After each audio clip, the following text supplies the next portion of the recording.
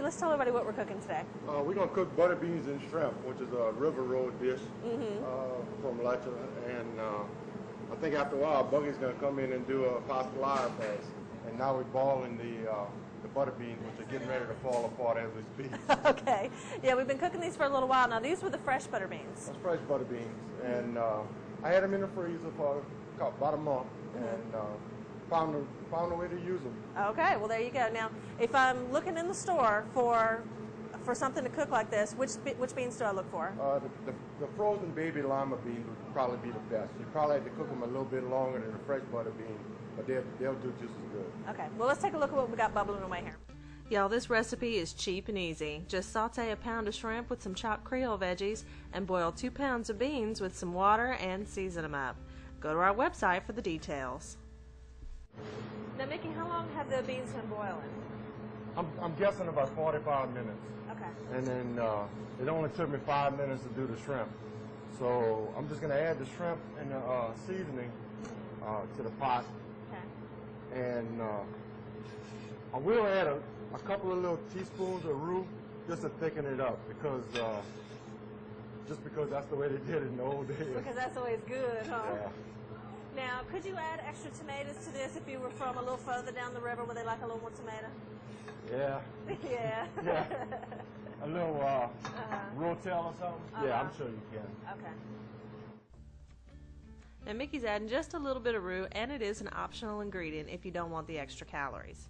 Now, this needs to simmer just a little while, so let's get started on our next dish. Now, y'all, we have one of the other Lemoyne brothers that can cook like crazy. This is Buggy Lemoyne. You might remember him from our show we did at Baron's Sausage. And, Buggy, you're doing a pastelaria, right? I'm going to do a different pastelaria from probably what y'all used to over here. It's what you call a Creole, Cajun, Italian. Okay, so you kind of downriver a little bit. So you got a little brown, a little red. I like things with flavor, and I'm going to put a lot of flavor into this dish. Okie dokie. Now, with the pastelaria, it's funny, that is the one recipe that most people, when they email me for a recipe, they're looking for a pastelaria. Is it because it's a little easier than a jambalaya? It's actually a lot easier because of the fact of the pasta versus the rice. Rice is a little harder to, Hard is the good word. Right. Yeah. If you don't cook it just right, it's going to be hard or it's going to be You got a little more room for error for the pasta. Okay, now we're getting started with a little different stuff right here. Right. What I start out is with bacon. A lot of people start out with cooking all, and then they fry their meat and stuff. So I use bacon. It has flavor, and then the grease also has flavor. Okay. So you don't cook it like a breakfast bacon, not crispy. You get it wilted, probably 3/4 of what you would cook for breakfast. Now I have a pound of lean pork. You could use Boston butter, shoulder meat. This is shoulder meat right here. Put the 1 pound in. And what I do is take some of the, season them up, of course. Put a nice little dab of that. I put some Worcestershire sauce, give it a little color, also flavor. And of course, Louisiana hot sauce. Have to cook with that. And it makes a beautiful brown color. While frying your meat down, you still have the bacon. All the flavors are coming through. And then after that browns, I have a pound of smoked sausage. Put that in there. A pound of the large Baron Andouille. We're frying all that down in the bacon and the pork. Now, Buggy, you don't put any chicken in yours, right? Not in this one. I have in the past. I like the difference with the smoke and the pork together. It just has a unique flavor. And I use andouille because it has a little more spicier taste than just, with the sausage. So all the flavors don't blend in together. And now we're ready for the onions. That's about 3 medium onions right here. Roughly about 3 cups. I'm cooking 2 pounds of pasta. This is a 10-quart pot. I'm going to use probably about 3/4 gallon of liquid. A lot of people that cook pasta, they try to get the exact amount of water for the pasta. And like I said before, you got a lot more room for error. So you could add a little more liquid. You could always cook it out, or you could always add in case you had to do it. Now, how long does this cook before you throw in the bell peppers and stuff? You're looking at about 15 to 20 minutes. Okay. You know, it all depends. That's one thing about an onion. You know, it could still be a little undercooked, and you won't see it after it's cooked. Right. It still has a lot more time to cook. What I have here is one bell pepper, one medium bell pepper. This is 3 sleeves of the celery. 2 tablespoons of chopped garlic.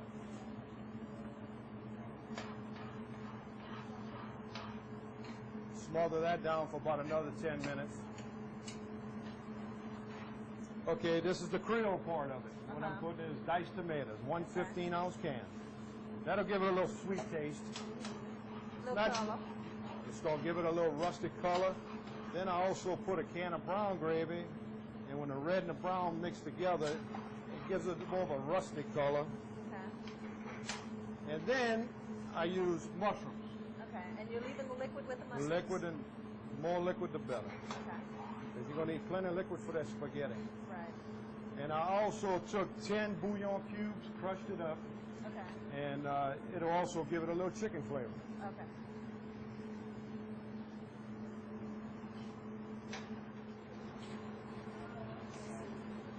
Now, how much water do you need to add, Doug? I'm going to put 3/4 of a gallon. I use 1.5 quarts per pound of spaghetti. So I'm using 3/4. So you got formula there, okay. And then, of course, you got liquid in the pot already. Right.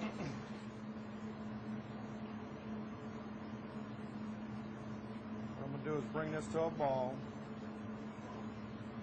When the pork gets tender, put the spaghetti in. And about How long are you going to let it boil before the spaghetti goes in? I'm going to let it boil probably about 10 minutes. Okay. Like I said, when that piece of pork gets tender, then you're ready. And it's going to stay at a rolling boil, or you're going to A bring it rolling down? boil. Okay. When I light a black iron pot, I keep it on the whole time. Okay. Okay, now y'all, Mickey's butter beans are ready. We got some rice from over in the deli. Now, unfortunately, Mickey's butter beans are not in the deli every day at Ralph's. This is just something special to show you for the show. And you know what? We've been tasting a little bit of it, and it's really, really good. Let's dish some of this up.